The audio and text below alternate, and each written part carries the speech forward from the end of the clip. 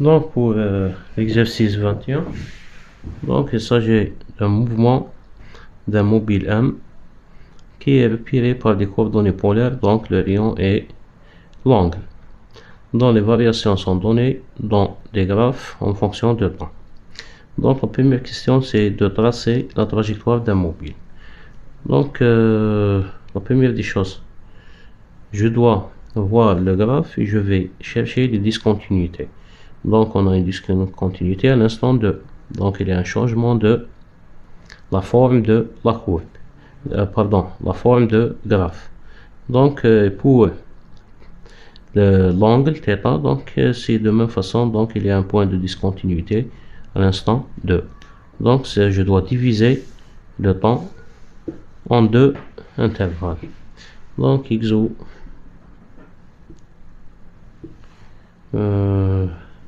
c'est 3 XO3 21.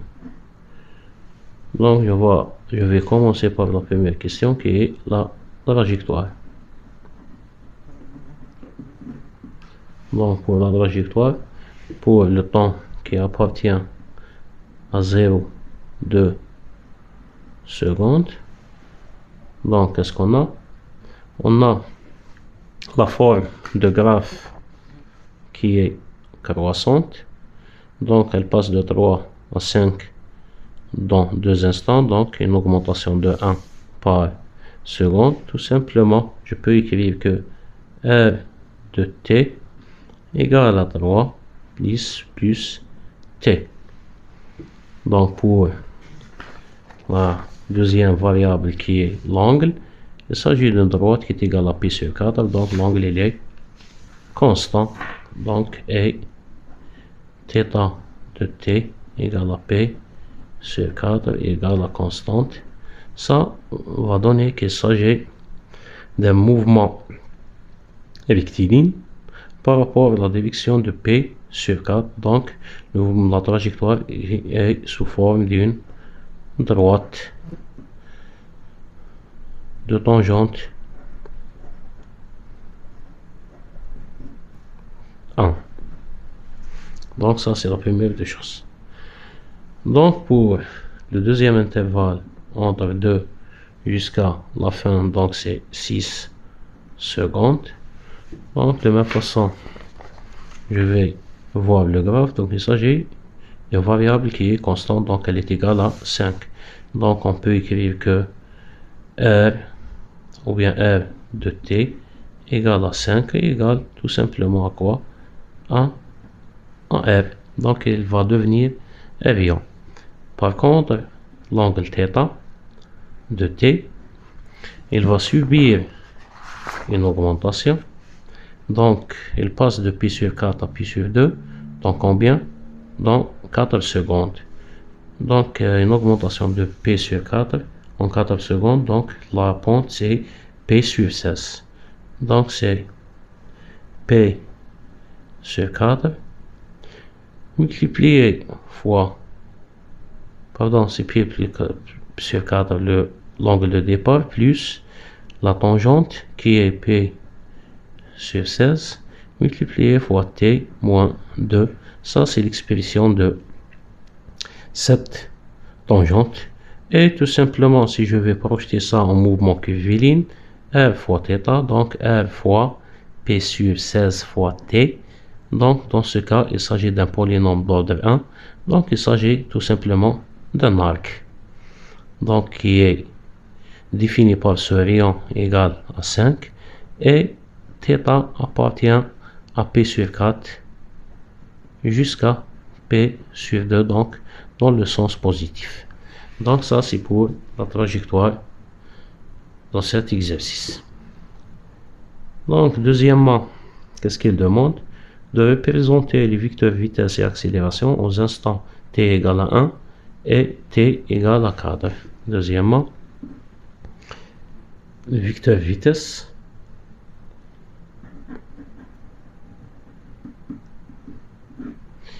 donc la première des choses, c'est on va essayer de parler de la vitesse en coordonnées polaires. Donc la vitesse v, elle se divise en vitesse radial et une vitesse transversale ou bien V θ. Donc les deux formes sont connues. VR tout simplement c'est dr sur dt et le Vθ c'est R fois dθ sur dt. Donc le premier instant de calcul c'est il demande de représenter à l'instant t égale 1 seconde. Donc pour cela, je dois prendre les deux équations ici. Donc si je vais écrire le VR de 1, donc c'est dr sur dt, donc l'expression va donner 3t sur t qui va être dérivée en fonction de temps, elle donne directement 1, donc égal à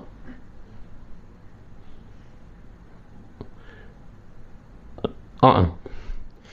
Et pour Vθ de t, donc le rayon c'est t plus 3, mais dθ sur dt égale à 0. Pourquoi il est constant, donc égal à 0. Dans ce cas, donc la vitesse elle est radiale. Donc pour l'instant t égale à 4 secondes, donc il appartient au deuxième intervalle. De même façon, VR c'est dr sur dt, mais pour cela, il est constant. Donc VR égale à 0. Qu'est-ce qu'il reste? Il reste le V de θ en fonction de temps. Donc c'est le R dans cette situation. Donc c'est 5 fois la dérivée de ça. Donc qu'est-ce qu'elle va donner? Fois P sur 16.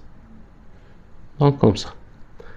Donc ça c'est pour la présentation. Donc c'est 3,14 fois 5, donc c'est 15, divisé par, c'est presque égal à 1. Donc ça c'est pour les deux instants. Donc qu'est-ce qu'il reste à ajouter ici? Donc ici, quel est l'angle à l'instant 1 seconde? Donc à l'instant 1 seconde, l'angle il est égal à P sur 4. Automatiquement, l'angle il est constant. Θ égale à P sur 4. Le rayon, dans ce cas, il est égal à combien? Donc c'est R de 1 égale à 3 plus 1, donc c'est 4 mètres. Comme ça.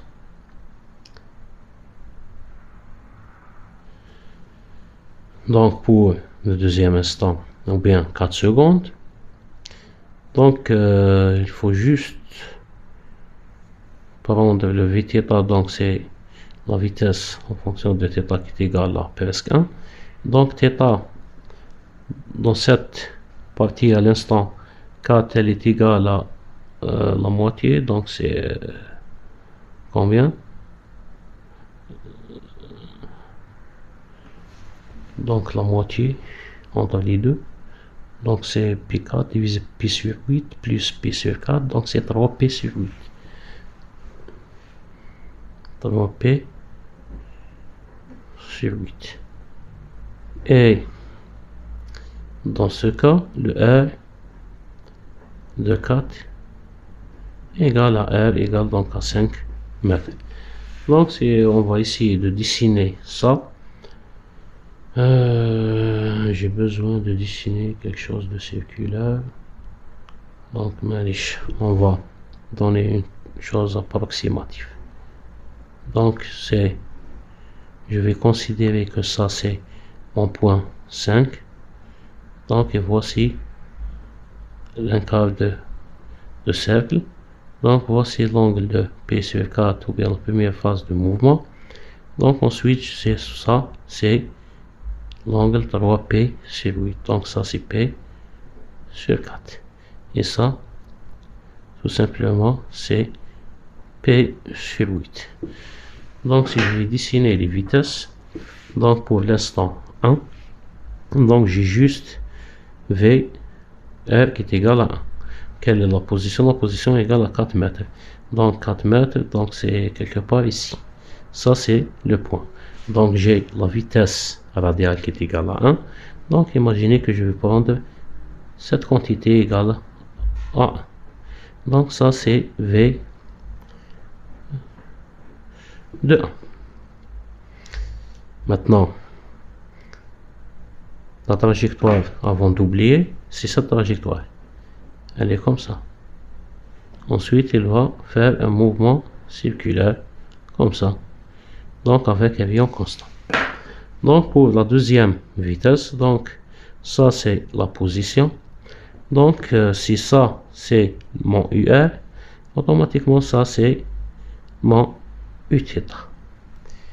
Donc il est parallèle à ça, donc l'angle entre les deux c'est c'est ça UR, donc ça Uθ. Donc il doit être tangent ici. Pourquoi? Il s'agit d'un mouvement qui est circulaire. Dans ce cas, le Uθ et le T vont coïncider. Donc, il a la même valeur, c'est 1. Donc, je vais prendre cette quantité. Donc, ça, c'est V de 4. Donc, vous remarquez qu'il s'agit des choses très simples. Donc, ça, c'est pour la deuxième question. Donc, il a proposé une échelle, c'est 2 cm pour la vitesse, égale à 1 mètre. Et pour l'accélération, il a demandé l'accélération, j'ai oublié de calculer l'accélération, sans problème, on peut la calculer. Donc, par définition, l'accélération radiale, donc AR, elle est égale à quoi? C'est la deuxième dérivée de R sur dt carré, moins R, multiplié fois dθ sur dt au carré. Ça, elle est donnée dans le cours et on a démontré ça encore. Donc, si je vais maintenant chercher A de θ, tout simplement, c'est R d2 de θ sur dt plus 2 fois dr sur dt dθ sur dt. Ça, c'est l'expression analytique des accélérations radiales et transversales. Donc, si je vais calculer pour l'instant t égale 1 seconde, donc de même façon, le R est variable, donc la deuxième dérivée de R, donc première dérivée égale à 1, deuxième dérivée égale à 0, donc ce terme égale à 0, moins. Donc le R c'est t plus 3 multiplié fois dθ, dans ce cas, c'est pi sur 4, elle est constante, la dérivée de ça égale à 0, donc AR égale à 0. À θ, donc si R, donc c'est t plus 3, deuxième dérivée de θ égale à 0, θ elle est constante, plus 2 fois dr sur dt, donc c'est 1. Pourquoi 3t, la dérivée égale à 1, dθ sur dt égale à 0, donc égale à 0. Dans ce cas, l'accélération, elle est nulle. Donc, tout à fait normal. Pourquoi la pente de Rion, elle est constante. Ça va donner une seule explication, que la vitesse, elle est constante. Donc, t égale à 4 secondes. Donc, maintenant, je vais changer. Donc, AR égale à quoi? Donc, le R il est constant, deuxième dérivée égale à 0, moins 5 multiplié fois θ, par contre, la dérivée de θ, c'est P sur 16 au carré.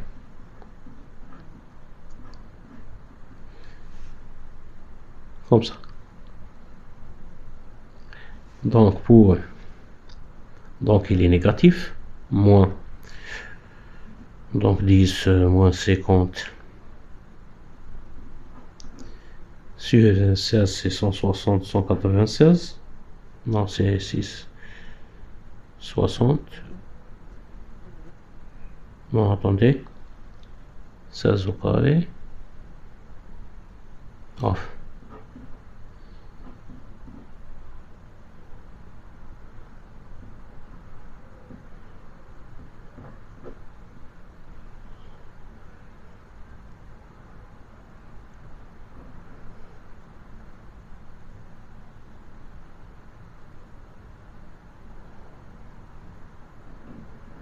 Donc 50 sur 256, c'est presque un cinquième moins. Presque un cinquième. Donc AR égale moins 0,2 mètres par seconde carré. Donc pour le A de θ, donc je vais remplacer, donc c'est 5. Deuxième dérivée de θ, donc θ c'est un polynôme d'ordre 1, donc deuxième dérivée égale à 0. Plus 2 fois dérivée de R, il est constant, donc c'est 0. Dans ce cas, à θ égale à 0. Dans ce cas, j'ai juste une accélération radiale. Donc, si je vais ici de les dessiner, donc je vais commencer par le premier. Donc, il possède une accélération égale à 0. Donc, pour le deuxième, il possède juste l'accélération radiale. Donc, elle est orientée vers l'intérieur. Donc, il a proposé une échelle de 0,1. Donc, c'est 2 cm. Imaginez qu'il s'agit de ça. Ça, c'est A de 4. Donc, comme ça, on a terminé la présentation de vitesse et accélération.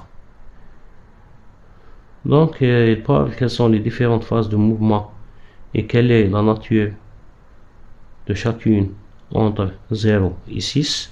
Ça, c'est la troisième question. Donc, qu'est-ce qu'on a dit? Pour le temps appartient à 0, 2. Qu'est-ce qu'on remarque? Que R égale à t plus 3. Et ça va donner que la vitesse égale à constante, VR bien sûr. Et la donnée θ égale à constante. Donc, la direction, elle est constante. Donc, c'est une droite. Donc, tout ça va donner que le mouvement, il est rectiligne uniforme. Pour le t appartient à 2 jusqu'à 6, automatiquement le R égale à 5 mètres et le θ c'est une fonction d'ordre 1 de temps. Donc tout simplement c'est